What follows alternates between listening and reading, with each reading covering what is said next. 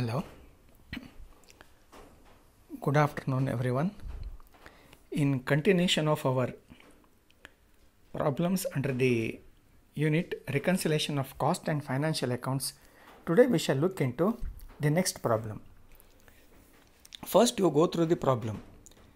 Company's trading and profit and loss account was as follows. Information is given. See, you first go through the debit side of the profit and loss account. Purchases, direct wages, works expenses, selling expenses, administration expenses, depreciation. Then switch over to credit side. Sales 50,000 units at rupees 1.50 per unit, totaling to rupees 75,000. Then some of the aspects or transactions are concerned. Discount received given, profit on sale of land, closing stock given, and ultimately the net profit as per profit and loss account, it has been reflected at a figure of rupees 20,300. Now, in the changed para, specifically the profit as per cost accounts was only rupees 19,770 given, and you have been asked to reconcile the financial and cost profits using the following information. In this sense, in the additional information provided, say the actual amount that is either absorbed or recovered or valued, it is given, that is absorbed in cost accounts is given. Now, cost accounts value of closing stock rupees 4,280. Let us do one thing. Value of closing stock, let us take it at a later stage. Then B. Works expenses in the accounts were taken as 100% of direct wages. Now, works expenses, you go through the profit and loss account. How much is the works expenses given? Works expenses is given at rupees 12,130. Whereas, in the additional information, works expenses in the cost accounts were taken as 100% of direct wages. Now, to convince you, say, I have drawn up profit and loss account in the solution. You go through the solution part. Profit and loss account to works expenses. How much is the works expenses debited to profit and loss account? It is rupees 12,130. Now, ಈಗ ಒಂದು ಮಾಡ್ರಿ, ಅದರ ಬಲಕ್ಕೆಯ cost sheet ಅಂತ ಬರೆದಿದ್ದದೆ ನೋಡ್ರಿ. Cost ಶೀಟಿನ format ಹಾಕಿದ್ದದೆ, ಅದರೊಳಗೆ plus ಅದು add, ಅದು plus works WOH ಅಂತದೆ, ನಿಮ್ಗೆ ಗೊತ್ತಾಗ್ತದೆ ಅದು ವರ್ಕ್ಸ್ ಓವರ್ ಹೆಡ್. ಬ್ರ್ಯಾಕೆಟ್ನೊಳಗೆ ಎಷ್ಟು ಅದೇ ಕೇಳಿದ್ರೆ 100% ಆಫ್ ಡೈರೆಕ್ಟ್ ವೇಜಸ್ಸು. ಇದು ಎಲ್ಲಿಂದ ಬಂತು?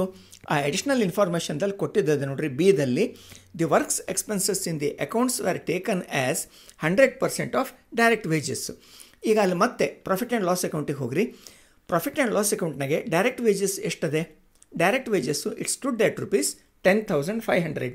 ಅಂದರೆ 100% ಆಫ್ ಡೈರೆಕ್ಟ್ ವೇಜಸ್ಸು ಅಂತಂದರೆ ಕಾಸ್ಟ್ ಅಕೌಂಟ್ನಾಗೆ ಅಥವಾ ಕಾಸ್ಟ್ ಶೀಟ್ನಾಗೆ ವರ್ಕ್ಸ್ ಓವರ್ ಹೆಡ್ ಅನ್ನುವಂಥ ಕ್ಯಾಪ್ಷನ್ದಾಗೆ, ಹೆಡ್ಡಿಂಗ್ದಾಗೆ ಎಷ್ಟು ರಿಕವರ್ ಆಗಿದ್ದದೆ? 10,500. ನಿಮ್ಗೆ ಗೊತ್ತದೆ, ಪ್ರಾಫಿಟ್ ಆ್ಯಂಡ್ ಲಾಸ್ ಅಕೌಂಟ್ನಿಗೆ ಶಬ್ದ ಯಾವುದು ಯೂಸ್ ಮಾಡ್ತೇವೆ? ಎಕ್ಸ್ಪೆನ್ಸ್ ಅಂತ ಯೂಸ್ ಮಾಡ್ತೇವೆ. ಕಾಸ್ಟ್ ಅಕೌಂಟಿಗೆ ಯಾವ ಶಬ್ದ ಯೂಸ್ ಮಾಡ್ತೇವೆ ಕೇಳಿದ್ರೆ ಅದೇ ಎಕ್ಸ್ಪೆನ್ಸಿಗೆ we use it as over head. ಅದನ್ನು ಓವರ್ ಹೆಡ್ ಅಂತ ಕರಿತೇವೆ. ಅಂದರೆ ವರ್ಕ್ಸ್ ಓವರ್ ಹೆಡ್ಡು 10,500 ರೂಪಾಯಿ ರಿಕವರ್ ಆಗಿದ್ದದೆ. ಹಾಂ, ಈಗ ಅದೆರಡರದ್ದು ಡಿಫರೆನ್ಸ್ ನೋಡಿರಿ. ಪ್ರಾಫಿಟ್ ಆ್ಯಂಡ್ ಲಾಸ್ ಅಕೌಂಟಿಗೆ ಎಷ್ಟು ಡೆಬಿಟ್ ಬಿದ್ದದೆ? 12,130. ಅದೇ ಕಾಸ್ಟ್ ಶೀಟ್ನಾಗ ಎಷ್ಟು ಅದೇ ಅಮೌಂಟ್ ಎಷ್ಟಕ್ಕೆ ರಿಕವರ್ ಆಗಿದ್ದದೆ? 10,500. ಅಂದರೆ ಡಿಫ್ರೆನ್ಸ್ ಎಷ್ಟಾದಂಗಾಯಿತು? ಡಿಫ್ರೆನ್ಸು ಎಷ್ಟಾಯಿತು ಕೇಳಿದರೆ 1,630 ರೂಪಾಯಿ ಡಿಫ್ರೆನ್ಸ್ ಆಯಿತು. ಈಗೇನಾಯಿತು? Profit and loss account debited in excess by a margin of rupees 1,630. ಮತ್ತೊಂದು ರೀತಿಯಿಂದ ಹೇಳಬೇಕು ಅಂತಂದರೆ ಕಾಸ್ಟ್ ಶೀಟ್ನಾಗೆ ವರ್ಕ್ಸ್ ಓವರ್ ಹೆಡ್ ಅಂತನ್ನೋದು 1,630 ರೂಪಾಯಿ ಅಂಡರ್ ರಿಕವರ್ ಆಗಿದ್ದದೆ. ಈಗ ವಿಚಾರ ಮಾಡಿರಿ, ಅದು ಅಂಡರ್ ರಿಕವರ್ ಆಗದೆಯಾ 12,130 ರೂಪಾಯಿನೇ ರಿಕವರ್ ಆಗಿತ್ತು ಅಂತಂದರೆ ನಮ್ಮ ಪ್ರಾಫಿಟ್ಟು 19,770 ಇರಲಿಕ್ಕೆ ಸಾಧ್ಯನೇ ಇಲ್ಲ. ಅದಕ್ಕಿಂತ ಕಡಿಮೆ ಇರಬೇಕಿತ್ತು. ನೀವು ಒಪ್ತೀರಿ ಅಂತ ಅಂದ್ಕೊಂಡೇನೆ, ಕಡಿಮೆ ಇರಬೇಕಿತ್ತು. ಈಗೇನಾಯಿತು? ಅಂಡರ್ ರಿಕವರಿ ಆದದ್ರಿಂದ ಕಾಸ್ಟ್ ಅಕೌಂಟಿನ ಪ್ರಾಫಿಟ್ಟು ಎಷ್ಟೇ ಇರ್ತು? 1,630 ರೂಪಾಯಿ ಹೆಚ್ಚಿಗೆ ಆಯಿತು. ಹೆಚ್ಚಿನ ಪ್ರಾಫಿಟನ್ನು ಕಡಿಮೆ ಮಾಡಬೇಕು ಅಂತಂದರೆ ಏನು ಮಾಡಬೇಕಾಯಿತು? ಹೆಚ್ಚಿನ ಪ್ರಾಫಿಟನ್ನು ಕಡಿಮೆ ಮಾಡಬೇಕು ಅಂತಂದರೆ ಏನು ಮಾಡಬೇಕು ಕೇಳಿದರೆ ಬೇಸ್ ಯಾವ್ದು ನಮ್ಮದು? Base profit as per cost account base. ಏನು ಮಾಡಬೇಕಾಯ್ತು ಕೇಳಿದ್ರೆ ಇದನ್ನು ಡಿಡಕ್ಟ್ ಮಾಡಬೇಕಾಯ್ತು. ಹಾಗಾಗಿ ಸೊಲ್ಯೂಷನ್ದಲ್ಲಿ ಬರೆದಿದ್ದದೆ ನೋಡ್ರಿ, less number 1 under absorption of works over head ಎಷ್ಟದೆ? 1630 ರೂಪಾಯಿ ಆಗಿದ್ದದೆ. ಈಗ ನೀವು ಒಂದು ವಿಚಾರ ಮಾಡ್ಬೋದು, ಪರ್ಚೇಸಸ್ ಬಗ್ಗೆ ಏನೂ ಹೇಳಲಿಲ್ಲ ಅಂಥೇಳಿ. ಪರ್ಚೇಸಸ್ ಬಗ್ಗೆ ಏನೂ ಹೇಳಲಿಲ್ಲ ಅಂತಂದರೆ, ಅಡಿಷ್ನಲ್ ಇನ್ಫಾರ್ಮೇಷನ್ದಾಗ ಇಲ್ಲ ಅಂದರೆ, ಪರ್ಚೇಸಸ್ಸು ಪ್ರಾಫಿಟ್ ಆ್ಯಂಡ್ ಲಾಸ್ ಅಕೌಂಟ್ನಾಗೂ 25,210 ರೂಪಾಯಿ ಡೆಬಿಟ್ ಆಗಿದ್ದದೆ. ಕಾಸ್ಟ್ ಶೀಟ್ನಾಗ ವ್ಯಾಲ್ಯೂಯೇಷನ್ವ 25,210 ರೂಪಾಯಿ ವ್ಯಾಲ್ಯೂಯೇಷನ್ ಆಗಿದ್ದದೆ. ಆವಾಗ ಏನಾಗ್ತದೆ? ರಿಕನ್ಸಿಲೇಷನ್ ಅವಶ್ಯಕತೆ ಬೀಳೋದೇ ಇಲ್ಲ. ಆಯಿತಾ? ಆಮೇಲೆ ಡೈರೆಕ್ಟ್ ವೇಜಸ್ಸು ಅಲ್ಲಿ ಎಷ್ಟದೆ? ಡೈರೆಕ್ಟ್ ವೇಜಸ್ಸು 10,500 ಅಡಿಷ್ನಲ್ ಇನ್ಫಾರ್ಮೇಷನ್ದಾಗ ಏನಾದರೂ ಅದೇನು ನೋಡ್ರಿ, ಏನೂ ಕೊಡಲಿಲ್ಲ ಅಂತಂದರೆ ಅರ್ಥ ಪ್ರಾಫಿಟ್ ಆ್ಯಂಡ್ ಲಾಸ್ ಅಕೌಂಟ್ನಾಗೂ ಡೈರೆಕ್ಟ್ ವೇಜಸ್ಸು 10,500 ರೂಪಾಯಿ ಡೆಬಿಟ್ ಬಿದ್ದಿದ್ದದೆ. ಕಾಸ್ಟ್ ಶೀಟಲ್ಲೂ ಕೂಡ 10,500 ರೂಪಾಯಿ ಡೈರೆಕ್ಟ್ ವೇಜಸ್ಸು 10,500 ರೂಪಾಯಿ ಡೆಬಿಟ್ ಬಿದ್ದಿದ್ದದೆ. ಅವಾಗೇನಾಯಿತು? ಇದಾಗೋದಿಲ್ಲ, ಏನು ಇಂಬ್ಯಾಲೆನ್ಸಿಗೆ ಕಾರಣ ಆಗೋದಿಲ್ಲ. ಅದ್ರ ವರ್ಕ್ಸ್ ಎಕ್ಸ್ಪೆನ್ಸಸ್ಸು ಇಂಬ್ಯಾಲೆನ್ಸಿಗೆ ಕಾರಣ ಆಗ್ತದೆ, ಹಾಗಾಗಿ ಮಾಡಿದ್ದದೆ. 4ನೇ ಐಟಮಿಗೆ ಹೋಗ್ರಿ. Selling expenses profit and loss ಅಕೌಂಟ್ನಾಗ ಎಷ್ಟದೆ? Selling expenses profit and loss ಅಕೌಂಟ್ನಾಗ ಡೆಬಿಟ್ ಎಷ್ಟಕ್ಕಾಗದೆ ಕೇಳಿದ್ರೆ 7,100 ಆಗಿದ್ದದೆ. ಇಲ್ಲಿ ಅಡಿಷ್ನಲ್ ಕಾಸ್ಟ್ ಶೀಟಿಗೆ ಸಂಬಂಧಪಟ್ಟಂತೆ ಅಡಿಷ್ನಲ್ ಇನ್ಫಾರ್ಮೇಷನ್ಗೆ ಬರ್ರಿ. ಅಲ್ಲಿ ಏನದು ಕೇಳಿದ್ರೆ, selling and administration expenses were charged in cost accounts at 10% of sales and ₹0.10 per unit respectively. ಅಂದರೆ ಸೆಲ್ಲಿಂಗ್ ಎಕ್ಸ್ಪೆನ್ಸಸ್ಸು ಅಂದರೆ ಓವರ್ ಹೆಡ್ ಅಂತೇಳಿ ಎಷ್ಟು ಚಾರ್ಜ್ ಆಗಿದ್ದದೆ ಕೇಳಿದ್ರೆ 10% of sales recover ಆಗಿದ್ದದೆ.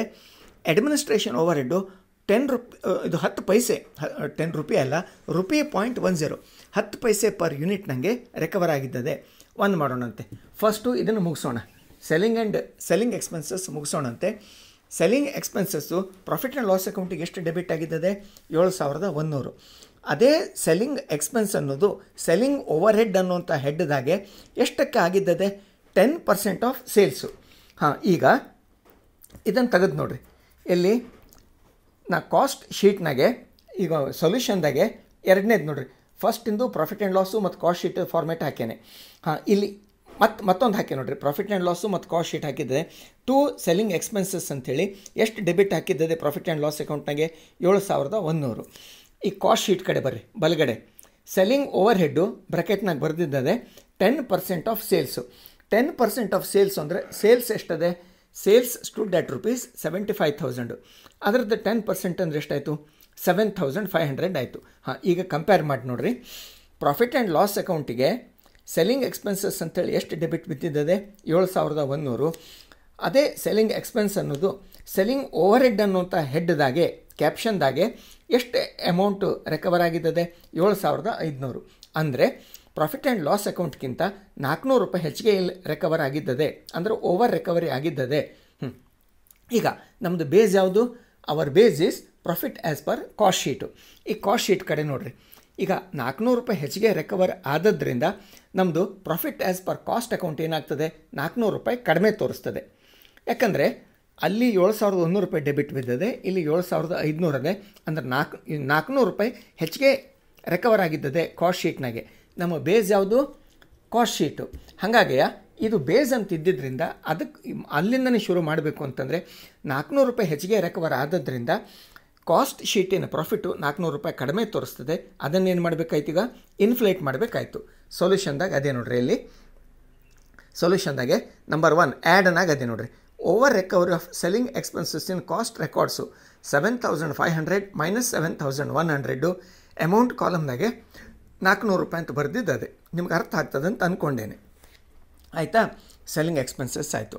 Then administration expenses profit and loss ಅಕೌಂಟ್ನಾಗೆ ಅಡ್ಮಿನಿಸ್ಟ್ರೇಷನ್ ಎಕ್ಸ್ಪೆನ್ಸಸ್ಸು ಎಷ್ಟು debit ಬಿದ್ದಿದ್ದದೆ?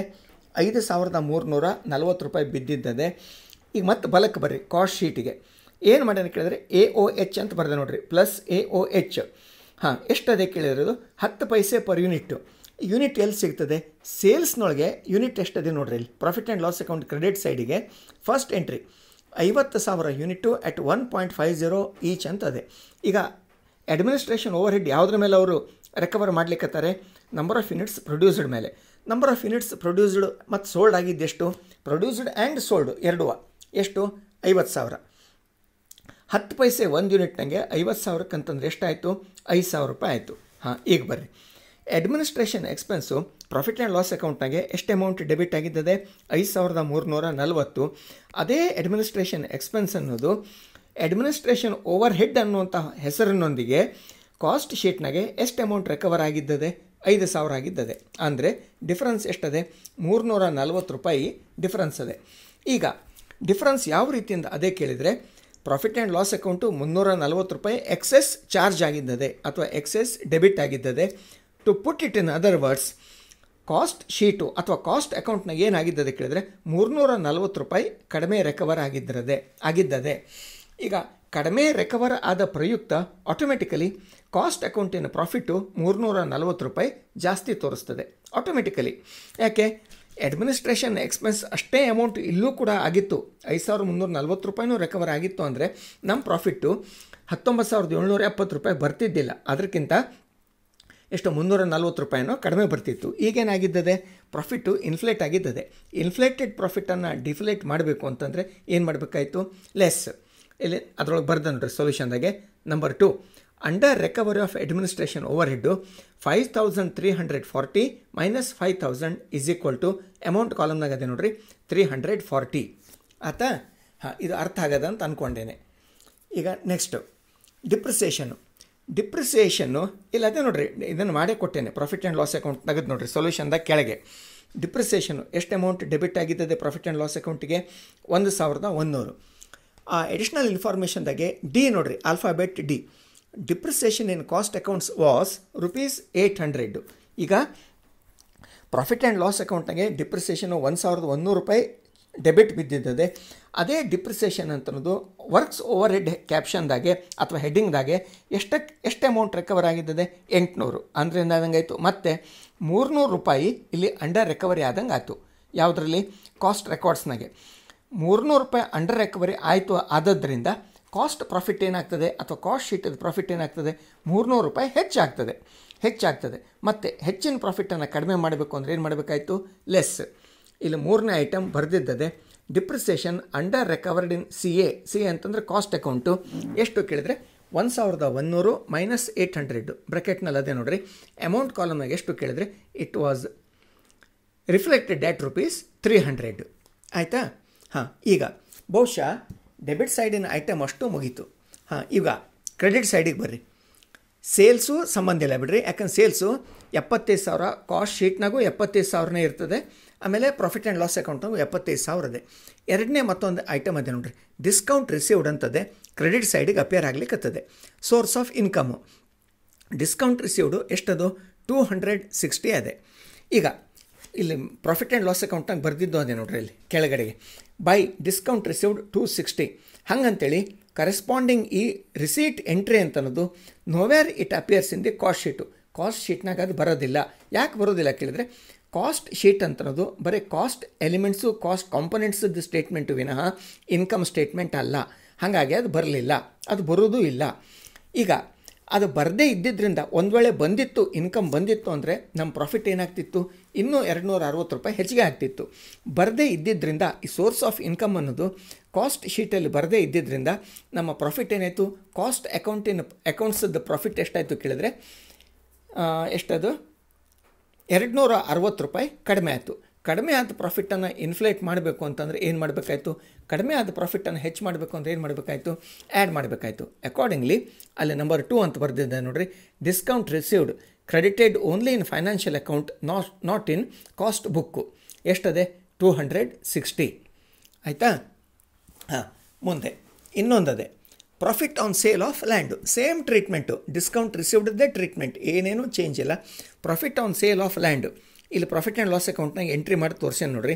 Profit on sale ಅಂತೇಳಿ 2,340. ಆ ಕರೆಸ್ಪಾಂಡಿಂಗ್ ಕ್ರೆಡಿಟ್ ಎಂಟ್ರಿ ಅಂತ ಅನ್ನೋದು ಇಲ್ಲಿ ಬರದೇ ಇದ್ದಿದ್ದರಿಂದ ಕಾಸ್ಟ್ ಶೀಟ್ನಾಗೆ ಕಾಸ್ಟ್ ಅಕೌಂಟಿನ ಪ್ರಾಫಿಟ್ ಏನಾಯಿತು ಕೇಳಿದರೆ 2,340 ರೂಪಾಯಿ ಕಡಿಮೆ ಆಯಿತು. ಕಡಿಮೆ ಪ್ರಾಫಿಟನ್ನು ಇನ್ಫ್ಲೇಟ್ ಮಾಡಬೇಕು ಅಂದರೆ ಏನು ಮಾಡಬೇಕಾಯಿತು? ಆ್ಯಡ್ ಮಾಡಬೇಕಾಯಿತು. ಈಗ ಆ್ಯಡ್ನೊಳಗೆ ಥರ್ಡ್ ಐಟಮ್ ಅಂದರೆ ಎಡಿಷನ್ದೊಳಗೆ ಅದೇ ನೋಡ್ರಿ, third item profit on sale of land entered only in financial books but not in cost records 2,340. ಆಯಿತಾ? ಈಗಷ್ಟು ಮುಗೀತು. ಇನ್ನೂ ಒಂದದೆ ಕ್ಲೋಸಿಂಗ್ ಸ್ಟಾಕ್ ಅಂತದೆ. Closing stock profit and loss ಅಕೌಂಟ್ನಾಗ ಎಷ್ಟದೆ? ಪ್ರಾಫಿಟ್ ಆ್ಯಂಡ್ ಲಾಸ್ ಅಕೌಂಟ್ನ closing stock it stands at ₹4080, 4080. ಆಮೇಲೆ ಅಡಿಷ್ನಲ್ ಇನ್ಫಾರ್ಮೇಷನ್ದಾಗೆ ಎ ತೆಗೆದು ನೋಡ್ರಿ, ಎ ಫಸ್ಟ್ ಐಟಮೇ ತೆಗೆದು ನೋಡ್ರಿ, cost accounts value of closing stock 4280. ನಾನು ನಿಮಗೇನು ಅಂದಿದ್ದೆ, ಆಮೇಲೆ ನೋಡೋಣಂತೆ, ಫಸ್ಟಿಗೆ ಇದನ್ನು ತೊಗೊಳ್ಳೋದು ಬೇಡ ಅಂತ ನಾನು ಹೇಳಿದ್ದೆ. ಯಾಕೆ ಕೇಳಿದ್ರೆ ಲಾಸ್ಟಿಗೆ ತೊಗೊಳ್ಳೋಣ ಅಂತ. ಹಾಂ, ಈಗ ಕಾಸ್ಟ್ ಅಕೌಂಟ್ಸದ್ದು value of closing stock cost ಅಕೌಂಟ್ನಾಗ ಎಷ್ಟದೆ? 4280. ಇಲ್ಲಿ ಕಾಸ್ಟ್ ಶೀಟ್ನಾಗ ಬರೆದು ತೋರಿಸಿದ್ದೆ ನೋಡ್ರಿ, ಲೆಸ್ ನಿಮ್ಗೆ ಗೊತ್ತದೆ, ಕಾಸ್ಟ್ ಶೀಟದ ಫಾರ್ಮೆಟ್ ನಿಮ್ಗೆ ಗೊತ್ತದೆ. Add opening stock less closing stock. Closing stock less ಮಾಡಿದ್ದು ಎಷ್ಟದೆ ಕೇಳಿದರೆ 4280.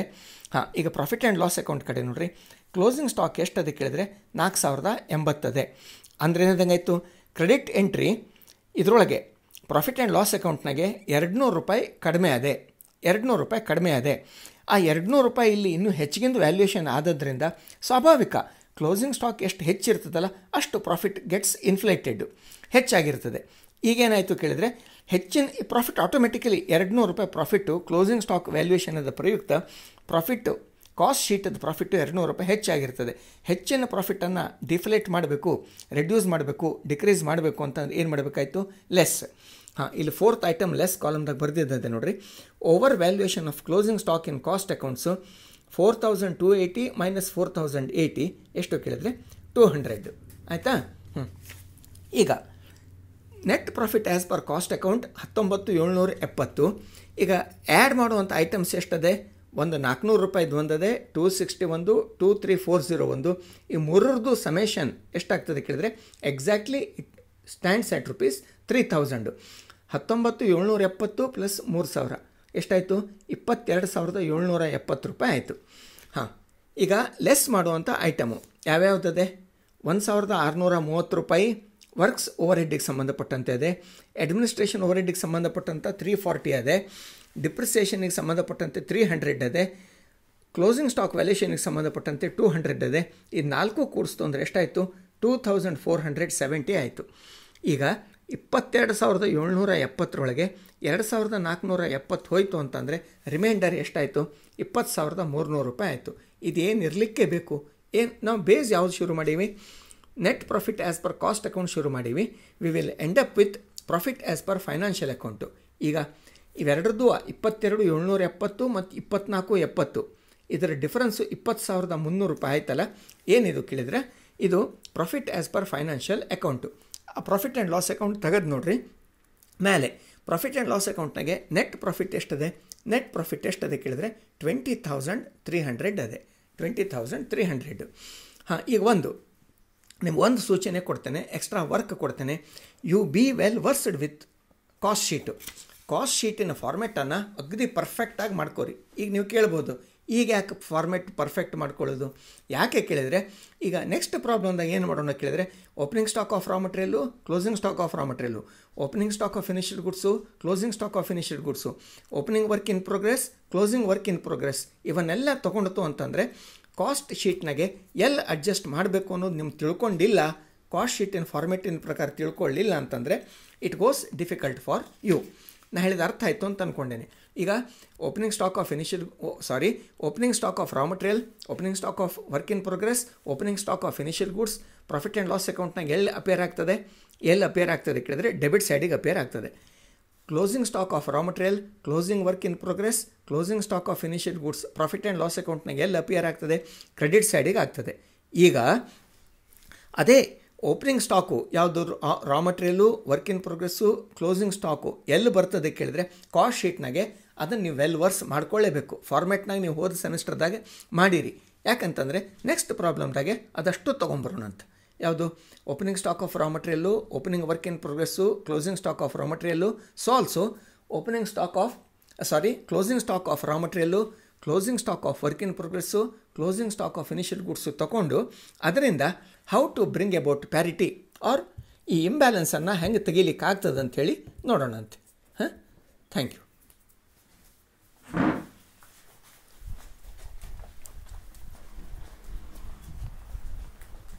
ಮ್ಯಾಲಿಂದ